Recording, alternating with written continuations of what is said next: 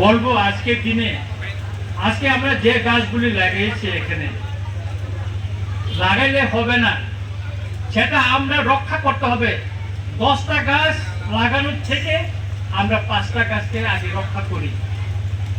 আমি ডিএপি সাহেব এখানে আছেন, আমাদের এখানে রেঞ্জার সাহেব, এসডিএপি ম্যাডাম এখানে আছেন। আমি অনুরোধ করব, যেভাবে আজকাল যে মেশিনটা নিয়ে গাছ কাটা হচ্ছে, জঙ্গলে কাটা হচ্ছে, ওই মেশিনগুলি যদি এইভাবে চলতে থাকে আগামী 10 বছরে এই বড় মুড়া 18 মুড়া রংপুর পাহাড়ে কোনো গাছ থাকবে কিনা একটা সন্দেহ আছে। তাই আমি অনুরোধ করব, আপনারা একটা প্রোটেকশনের ব্যবস্থা করুন। আপনাদের হাতে প্রচুর আইনের আছে, সে আইনটা আপনারা প্রয়োগ করুন।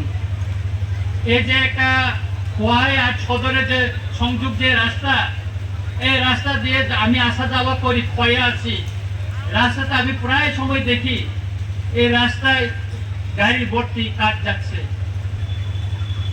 আমি এখানে এসপি সাহেবকে চিঠি দিয়েছি, এই রাস্তায় প্রচুর স্মাগলিং এর যে গাড়িগুলো যাচ্ছে, একটা পুলিশ ফাঁড়ি বসানোর জন্য, হচ্ছে না।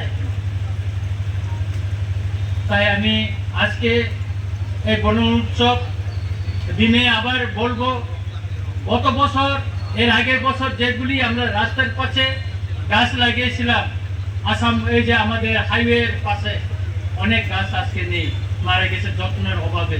সময় মতো সেটা পরিষ্কার করা হয় না, সময় মতো সেটা প্রোটেকশন দেওয়া হয় না। আমরা উৎসব করলে কি হবে যদি গাছকে যদি রক্ষা করতে না পারি? প্রতি বছর আমরা প্রচুর টাকা খরচ করে আমরা বন উৎসব করি, কিন্তু গাছটা তো সেভাবে আমরা টিকিয়ে রাখতে পারছি না, রক্ষা করে রাখতে পারছি না। আমাদেরকে রক্ষা করতে হবে।